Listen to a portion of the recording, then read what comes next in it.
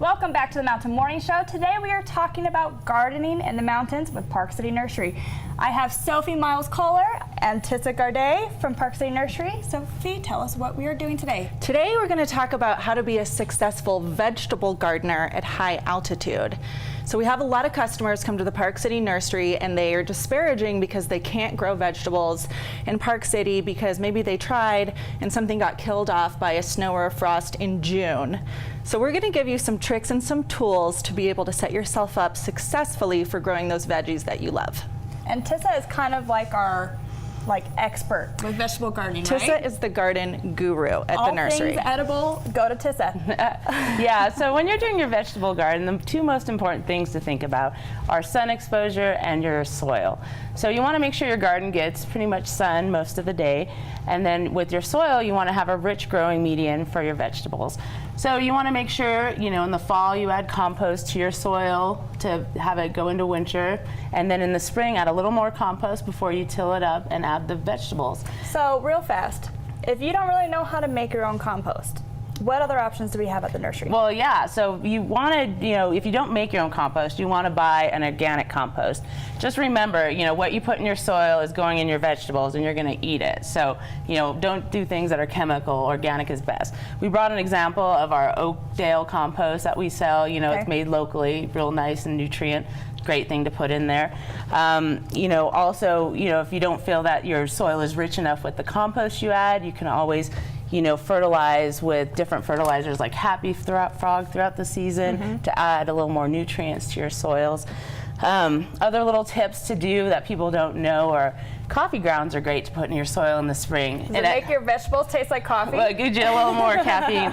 No, it's a natural systemic insecticide, so it helps prevent bugs getting in your plants throughout the season. That's smart. Yeah, and another little trick, because a lot of people have this problem right now with their squashes and zucchinis coming on, they have blossom rot, which is the zucchini comes on and then it starts rotting back from the blossom. So putting a little calcium nitrate in your soil in the spring definitely helps prevent that throughout the summer too. And that's when your veggie doesn't reach its full size and you see it on the stem and it's just the little thing. Yeah. So, And it has nothing to do with growing them too close. It's really because of your soil. Yeah, it's just not enough calcium in your soil. And so do you find that people have to add a lot of amendments to their soil here? Not too much. If you're doing pretty good compost in the fall and spring, then you're adding enough nutrients usually. Your compost have that chicken or turkey or steer manure in it, and that just adds enough nitrogen to add enough nutrients to grow. And like I said, if you feel like if you're just starting out and it's kind of a new garden area, it doesn't hurt to fertilize once a month to add a little extra to it.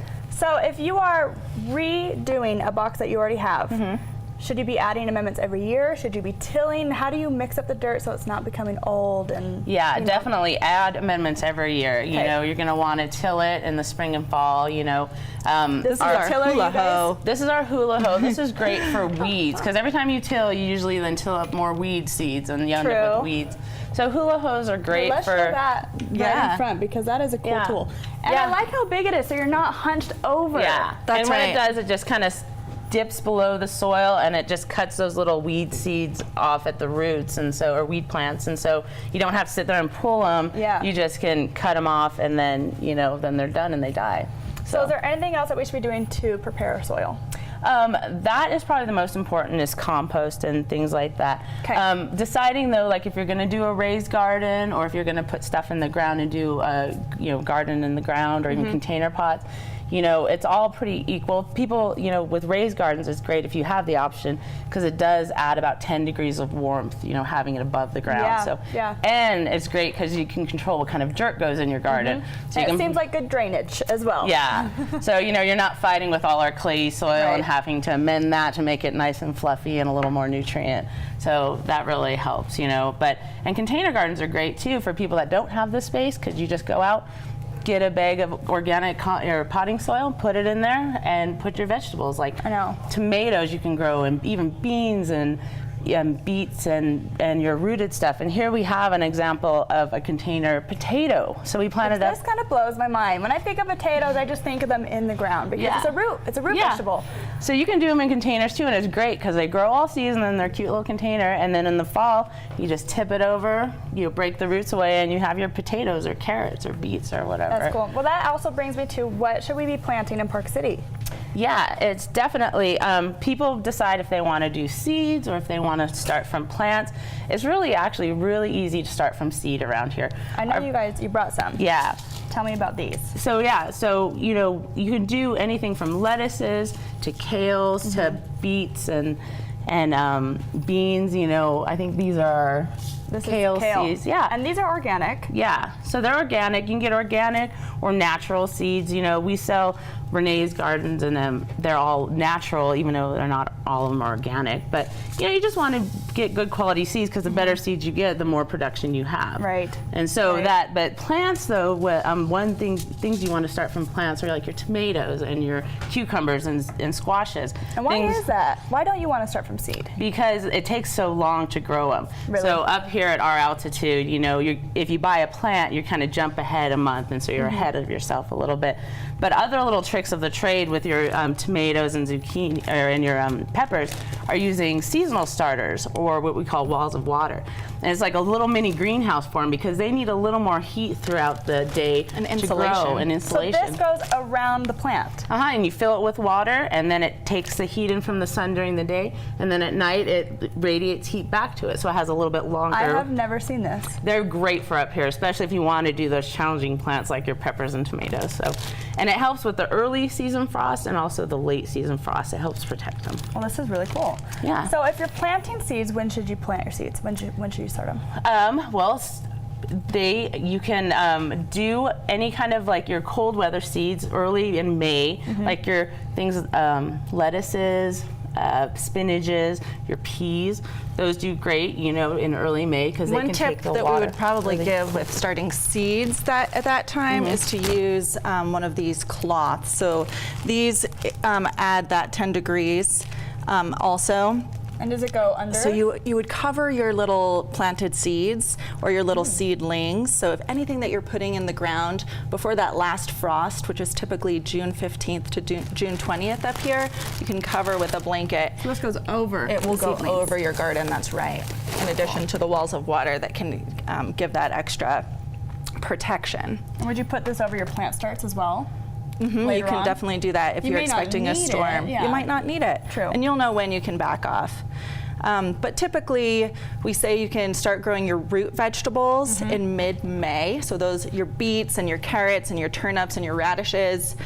So people start to get the gardening itch about that time. Go for your root vegetables. Cool. And the next lot of all the other vegetables, lettuces, peppers, and tomatoes, you can do about a month later in mid-June, having some of those protections just in case we get a later storm.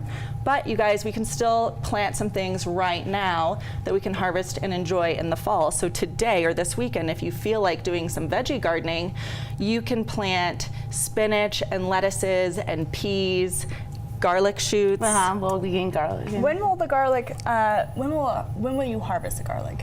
Not till middle of next That's what season. I thought. Yeah, it's but like a long growing process. you have to right? put it in the ground now so it starts growing its little roots and gets established, and then next spring it wakes up and it grows, and usually about end of June, July-ish is when you harvest it. And is that the same for the spinaches and lettuce, or are those faster? No, those will be faster. You'll what I have figured. those before, you know, winter comes, or real fall. Before winter comes, that reminds me of Game of Thrones right now. Right?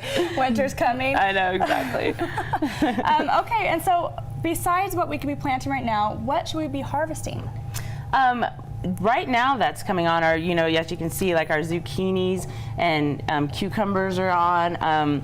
We borrowed some vegetables from our copper moose farm All of stand. these items were just harvested, you know, this week. So it's harvest arugula. season. Arugula, lettuces, tomatoes are coming on.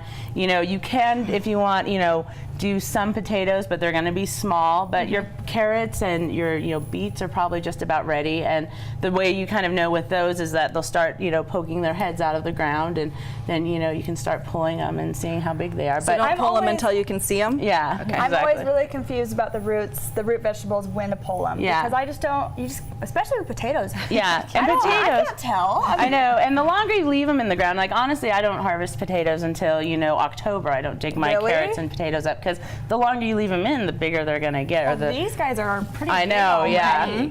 That makes me wonder what they're going to look like in October. I know, exactly. Giant ones, but yeah. So it's a great time right now. Everybody's kind of in the midst of their harvest, but like I said, it's not quite over yet. So you can always get that little more of that fall, season in and get some a little more lettuces and stuff in there. Which is really exciting, especially for me. I was actually laying sod during planting season for me.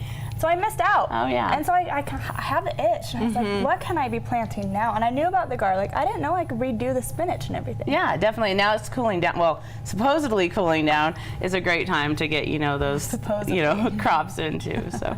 Well, girls, thank you so much for coming on today. I hear next time we're going to be talking about some pickling, some canning, what to do with What to harvest. do with your beautiful vegetables. So That's don't right. miss out on that. That'll be coming up in the next couple weeks, I'm sure. For now, we're going to go to break, and we'll be back after that.